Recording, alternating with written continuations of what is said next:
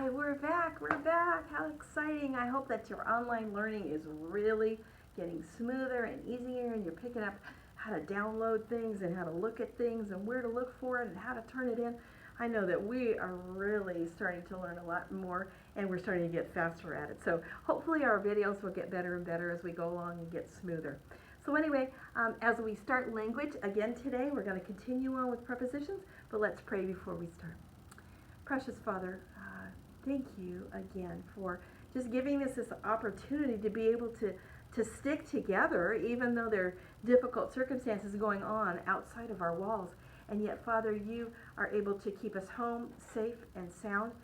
Help us to keep learning through this online learning presentation.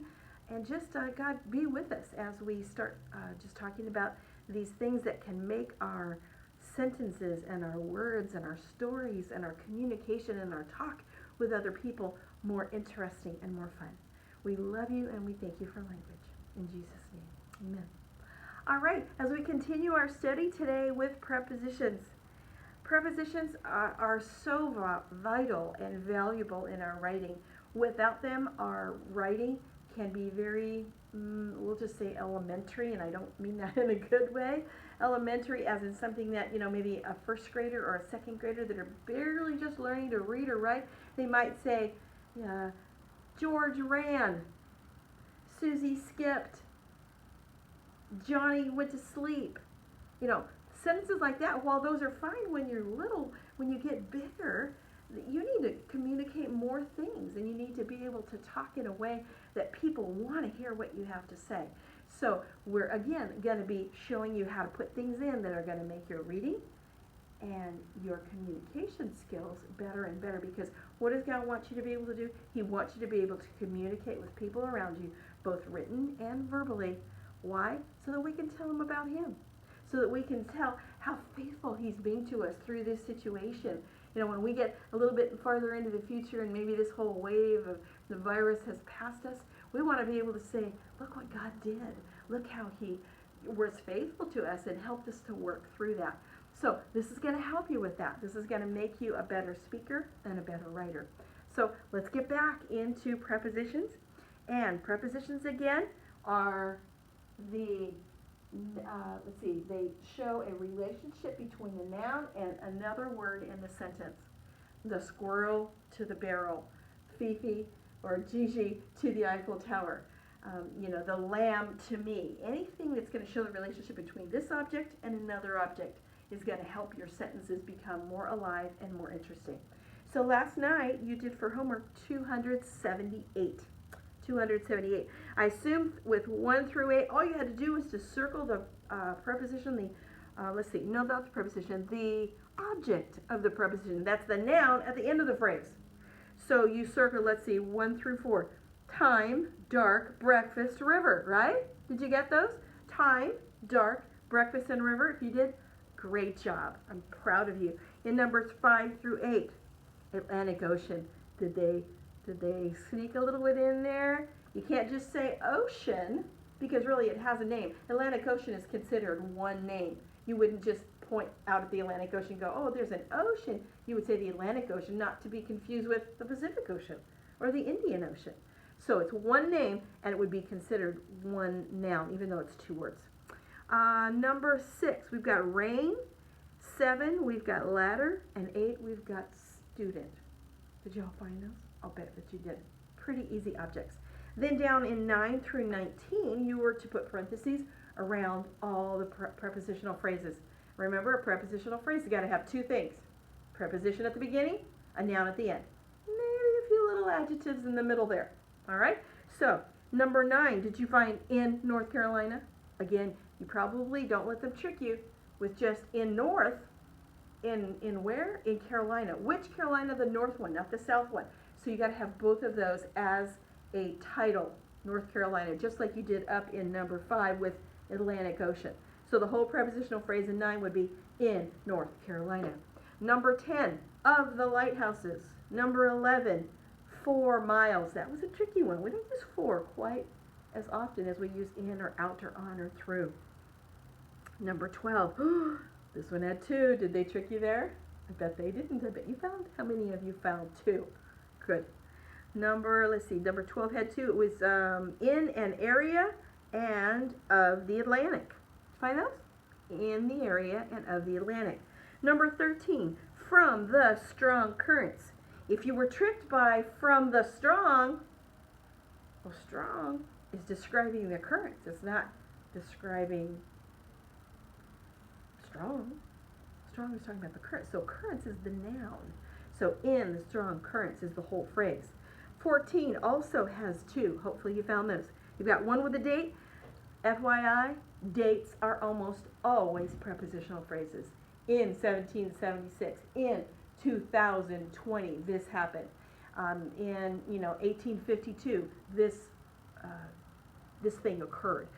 Dates are almost always prepositional phrases. So in number 14, in 1873, and oh, here's a long one, with a striped day marker pattern. Striped day marker pattern. That's kind of tricky. Hard.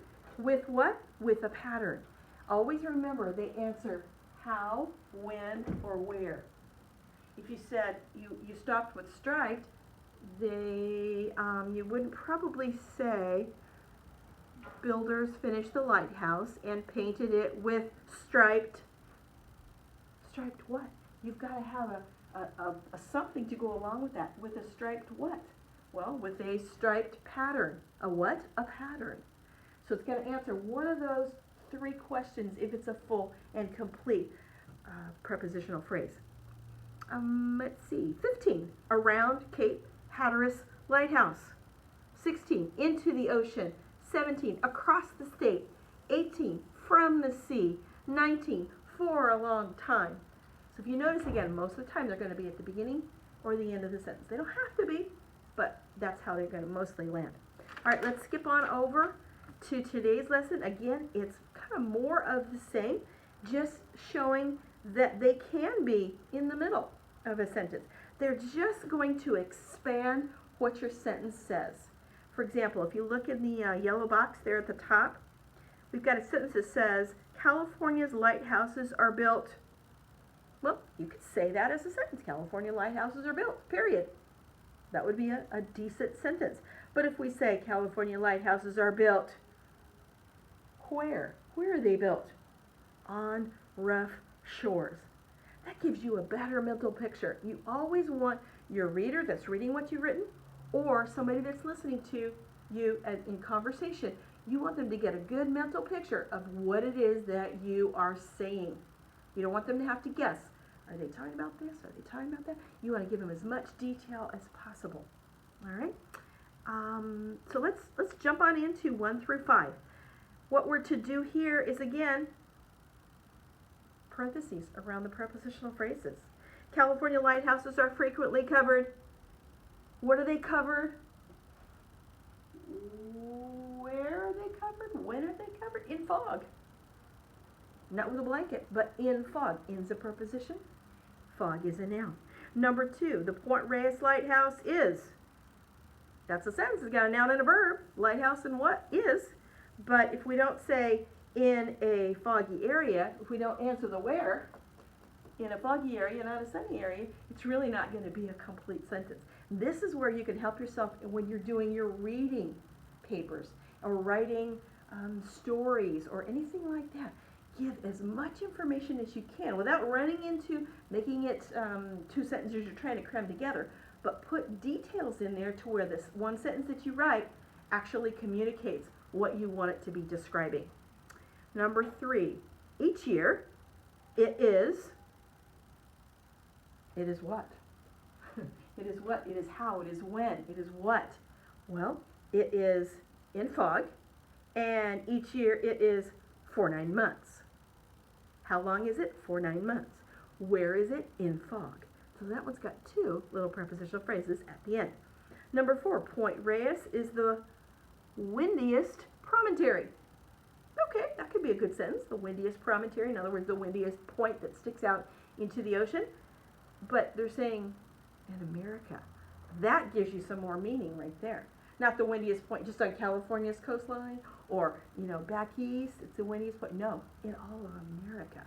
So that, you see how that just makes the depth of the sentence get greater and more interesting. Number 5, point radius extends.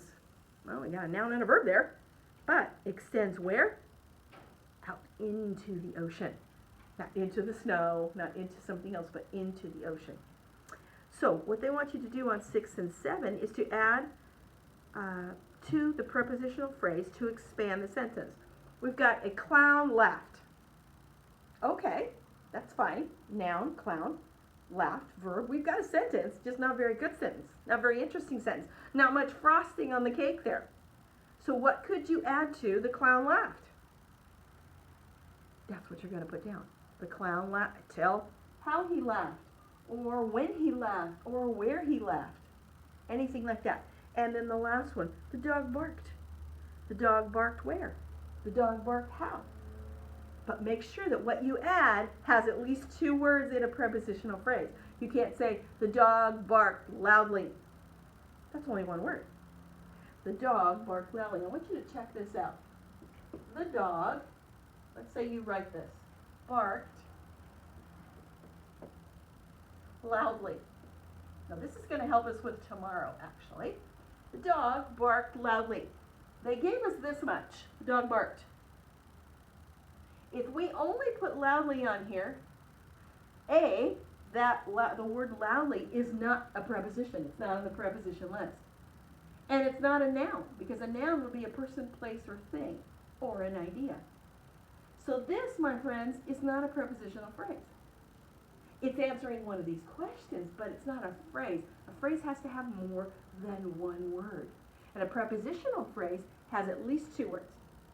A preposition and a noun together. This just has 1 word. Can't be a preposition. So you aren't going to be able to say the dog barked. You're going to have to say, at least with 2 more words, the dog barked. What preposition could we use? The dog barked at the neighbor. You could put the neighbor. Put a little adjective in there. You put neighbor on here. That would work, because that is, we've got a preposition here. We've got a noun here. So there we have a prepositional phrase. The other one, the clown laughed. I know I've got it out of order, but you follow me. The clown laughed. We have to have 2 words over there. Can't just say the clown laughed loudly, happily. That's just 1 word. A prepositional phrase has to have 2 words. This one has to be a preposition. This one has to be a noun. So what can we put in there? Let's see. The clown laughed in the circus. Put a preposition in the circus. We could add something like that. Now, I don't want you to put those on your paper. You come up with your own original sentences. But just make those original sentences. Make sure they have 2 words, 1 a preposition, and at least 1 noun over there. They can have more adjectives in the middle if you want them to. Okay? So you're going to take care of those. Then you're also going to take care of that next page, 280, and then we'll see you tomorrow. You've done a great job. Thanks.